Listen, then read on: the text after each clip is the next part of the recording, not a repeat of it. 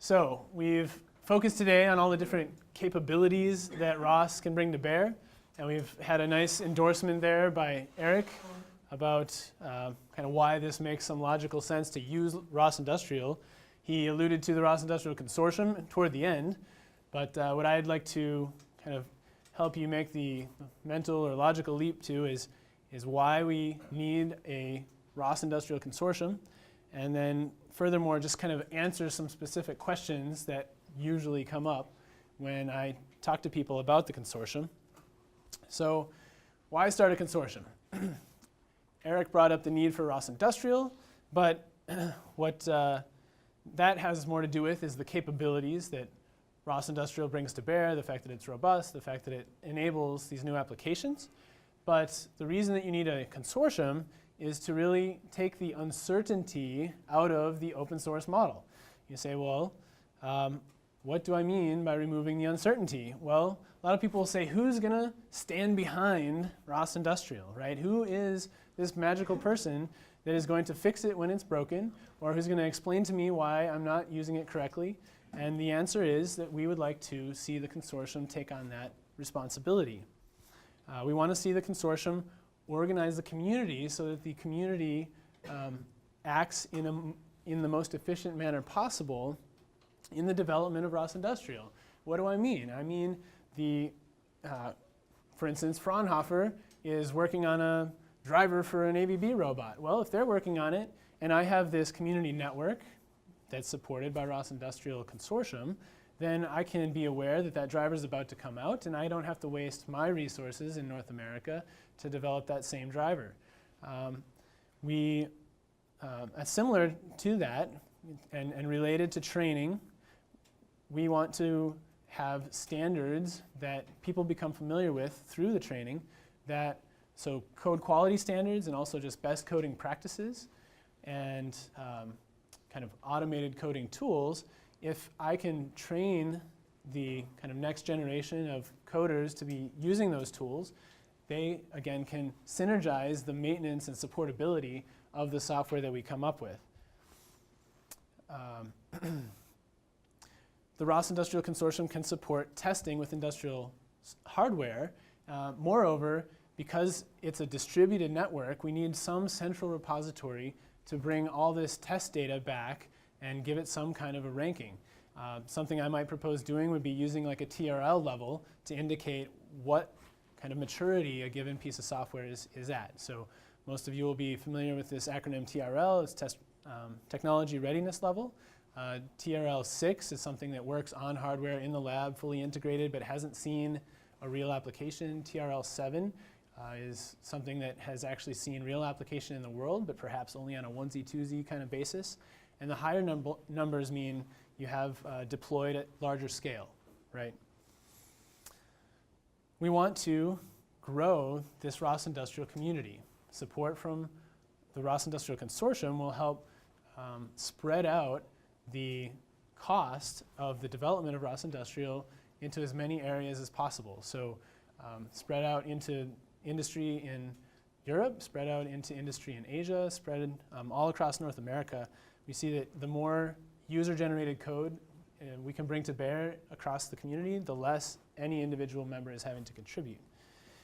Furthermore, we want to, in doing this, we want to use the evidence and maybe some of the strategies that Willow Garage has shown us. And so what I've got on the right side over here is kind of the evidence of what a strategically organized and more centrally planned, I should say, organization will result in.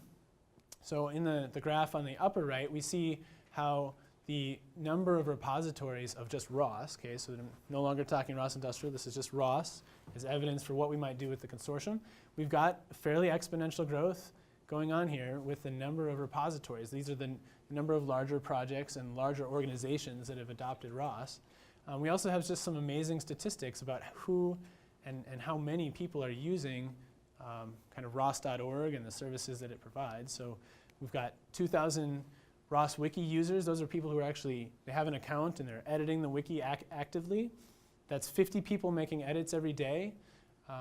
There are almost 3,000 people who are answering the different questions that people come up with on ROS Answers. These statistics are almost a year old now, so I'd expect them to be even higher.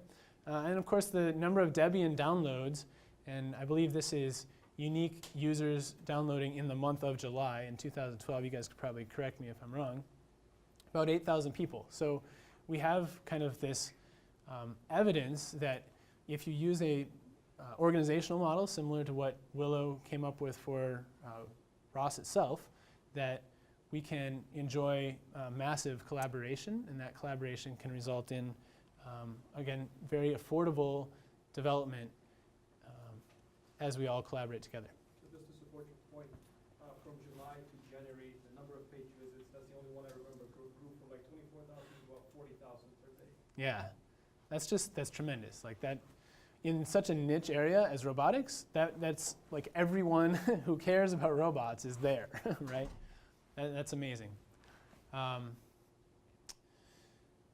This is the value question, right? So why would I pay money when I can get open source code for free? Why would I pay money to this consortium?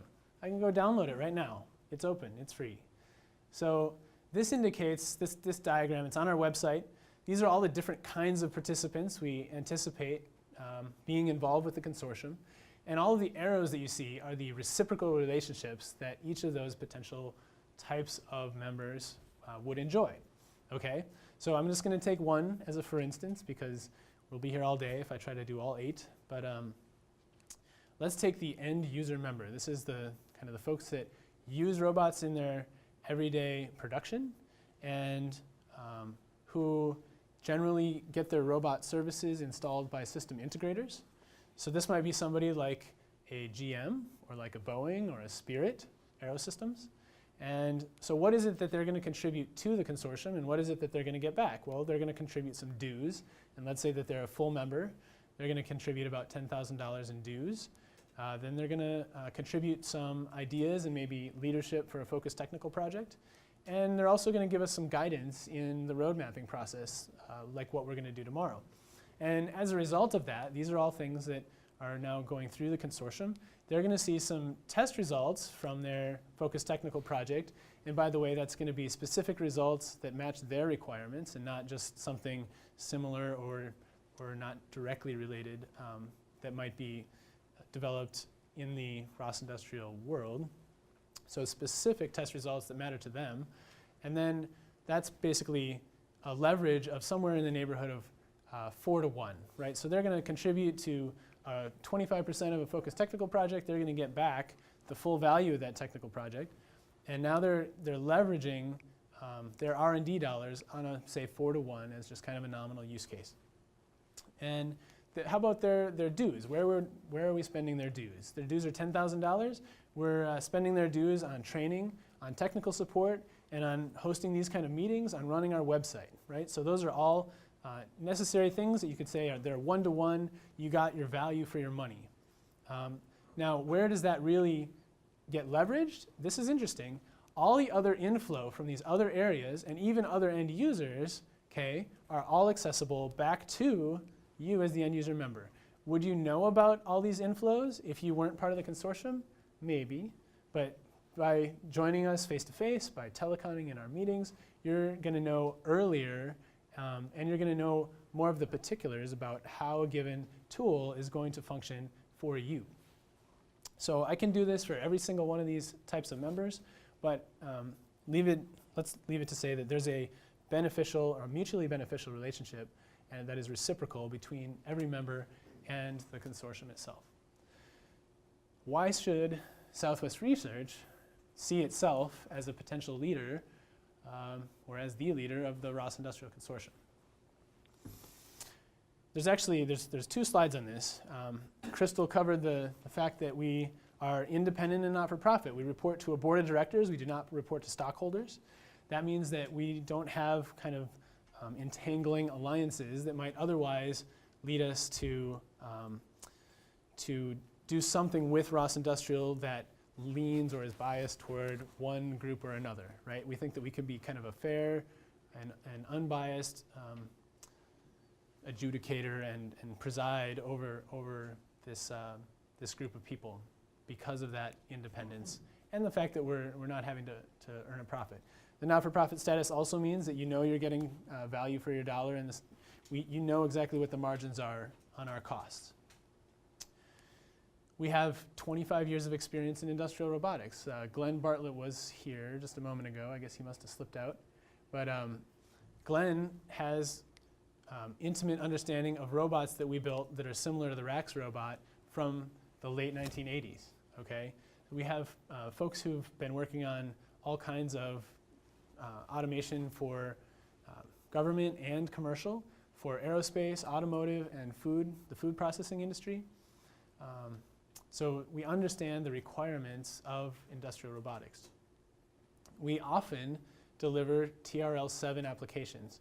That means we are putting in I won't call it turnkey system, but it's a working first article system that gets delivered to a client site. We train them. Oftentimes we're doing the support for that. So we understand what it means when someone says that this code has to be robust enough to work in my factory, right? That means we know what it means to be on the hook when something goes down. You got to hop on a plane. Jeremy's smiling. Got to hop on a plane and get out there and fix it.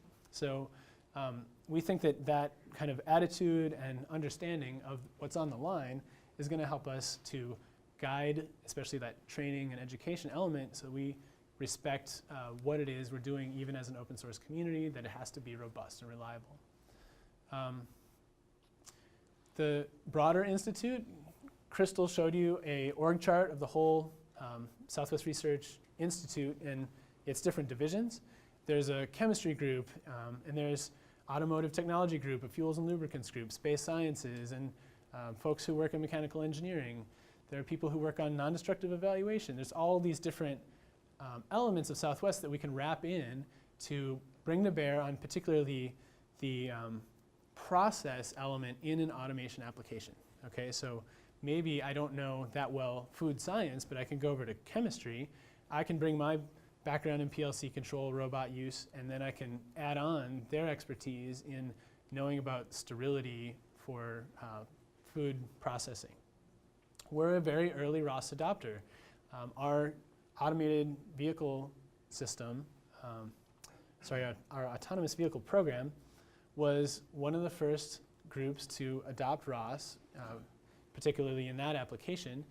They have about 20 people using ROS, and then we, the manufacturing systems group, has another 10 ROS-Industrial developers. So we're about 30 strong, and as far as people who are earning a living using ROS every day, I'm not sure that outside of Willow Garage there's really anyone who is using it at a larger scale. We are the administrators for the code repository, and in fact started the repository for ROS-Industrial. We're also invested, and I'm going to talk about this a little bit more later, like specifically how many projects has SwRI been doing and how are we invested. And we're motivated. We've tied our reputation to this concept of, I guess, seeing ROS-Industrial succeed.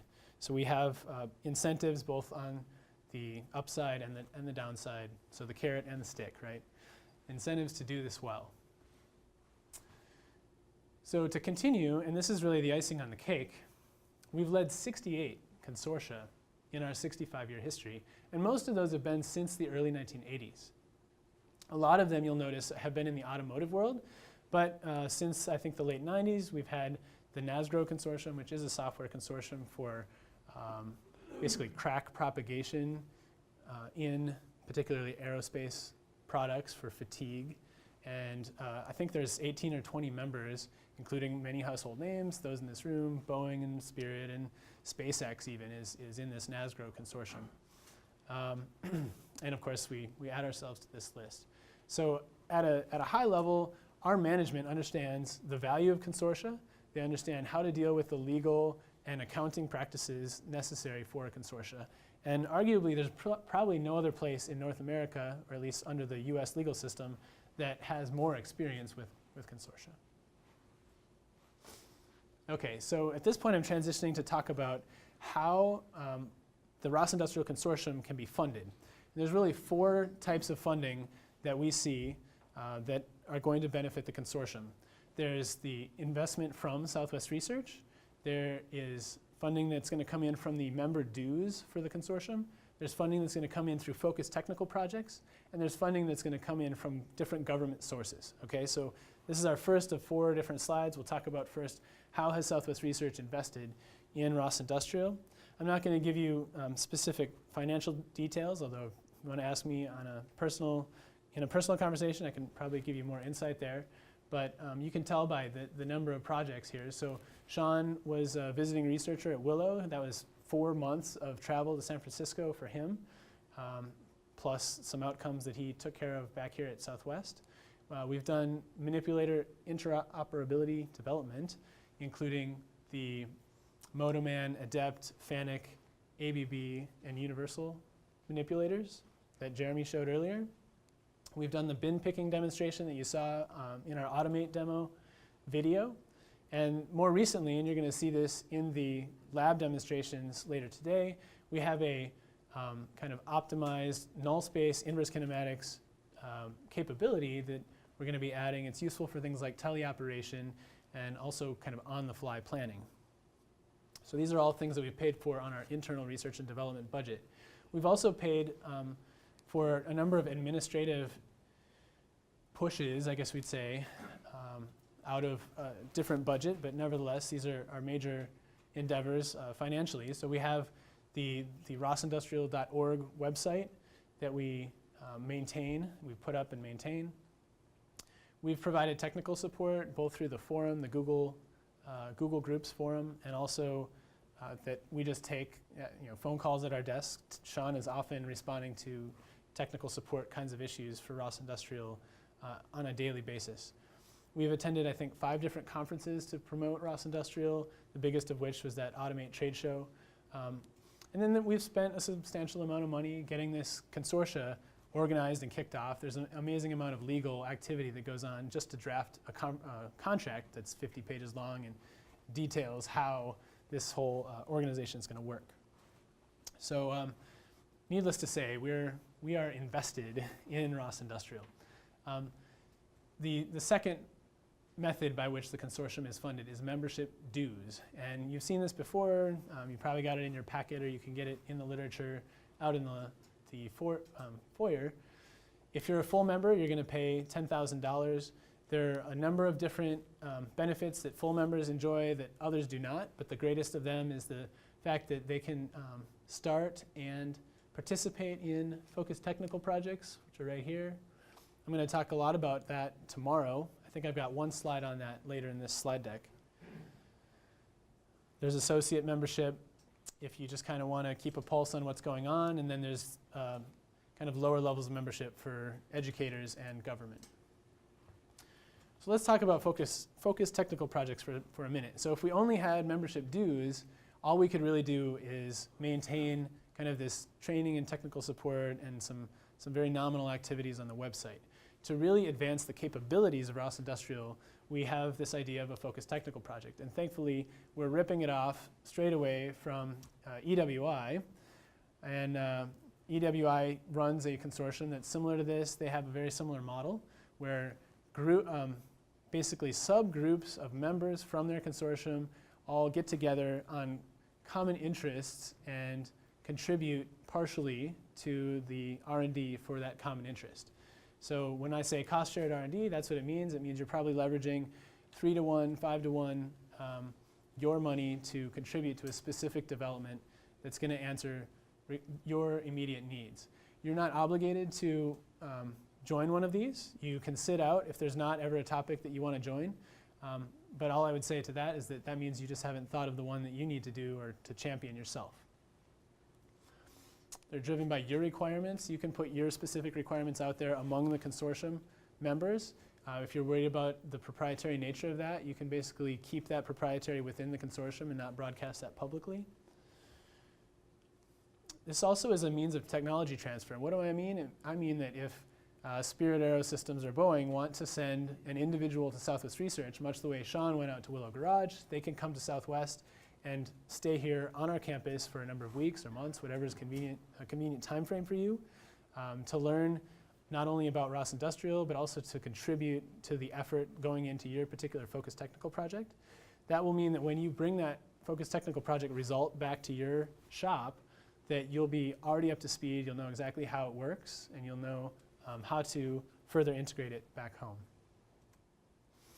Government funding, this is the fourth way that we hope to be raising support for the consortium. So a couple of for instances, and then we'll talk about this National Network for Manufacturing Innovation.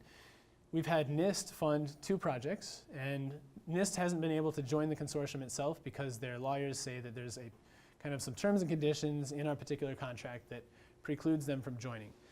They are trying to set up a CRADA, which is a Cooperative Research and Development Agreement, and I believe that will go through by the time the summer rolls around, but they're operating at the speed of government. So they do have 2 projects that they've funded specifically for that now work with ROS-Industrial. One of them you're going to see, actually both of them you're going to see. There's a MT Connect demo, which Jeremy talked about. You're going to see that later on here when we go on our little field trip. And there's also a human tracker development demonstration that you will see. What this slide details is, so the government can fund a specific technology if they desire to. Government can also fund a more broad-based effort that we would like to see happen through something like this National Network for Manufacturing Innovation. What does this mean? The Obama administration has announced that it's going to fund 15 different centers that it will use federal dollars to help enhance the technical capabilities of the US. And one of them will be in the area of automation. And we're hoping that Southwest Research becomes that center and that ROS-Industrial becomes kind of the crown jewel of that initiative. What you'll notice is how parallel the consortium is structured to this NNMI. Maybe I'll back up for a second. So the NNMI is worth about $100 million over 5 years. So if we got some small fraction of that to funnel into the consortium, you can imagine how well that would help us ramp up and really create new capabilities. But look at how the consortium is structured, like that octagon diagram that I showed before. I guess it's a hexagon diagram with 8 members in it. But we have the NNMI requires that there be a research element, that there's some technology transfer, that there is an effect on small and medium enterprises. Eric just talked about this, that we educate the workforce in robotics, both on the job and in a .edu environment. So you'll notice that the consortium supports all of these different efforts. I'm going to talk about that more at length tomorrow. But basically, we have a parallel structure to what's required for winning that National Network for Manufacturing Innovation. And we think that we're a very strong candidate, both by virtue of our organizational structure as a not-for-profit, and then also by just the way the consortium is structured. This is the magical slide that everyone has wanted to see since October. Who will be at the consortium meeting, and is it worth my time to come? I'm happy to say that we have 15 people who will be represented, or 15 companies and or organizations that will be represented tomorrow. That means that they are either paid members, or they are, we call them provisional members, who we hope will pay. And this is a great group. I'm certainly proud to have as many people involved this early. If you take the track record of our automotive consortium, for instance, we'll talk about the HEDGE consortium, which is a high-efficiency diesel consortia. Started with 7 members, now has 42 members. 7 members on their first kickoff meeting, 42 members now. So I guess based on that kind of experience, we would hope that we see very rapid growth, even from where we're at. But we're proud to say that we have kind of 15 either members or provisional members. A couple of these will be there in a teleconference. So this is a telecon and this is a telecon. The rest are represented here in the room. Why else should we have a consortia? Well, this is going to help us establish a roadmap for what ROS-Industrial is going to be and then execute on that roadmap. This is what we're going to show publicly at the moment. This is based on what Southwest Research thinks ROS-Industrial might become from a technical standpoint, that we should have some new interfaces that are easier to use, like Eric talked about, that we should have some new kinds of control for collision avoidance, like we're taking out of Move It, that we should have the ability to do mobile manipulation, that we want to be able to cooperate robot to robot, robot to human, robot to CNC machine, and that we want perception that's going to feed back into all the others up above. Now this is Southwest's idea. This is all fungible. We can change this, and then we'll be issuing those changes based on our discussions tomorrow during the road mapping session, and ultimately the full members of the consortia determine what that roadmap is going to look like. So while this is just kind of a nice advertisement for what it could become and what we think it will over time, I want you to know that it's ultimately driven by member requirements. So that's the end of my presentation.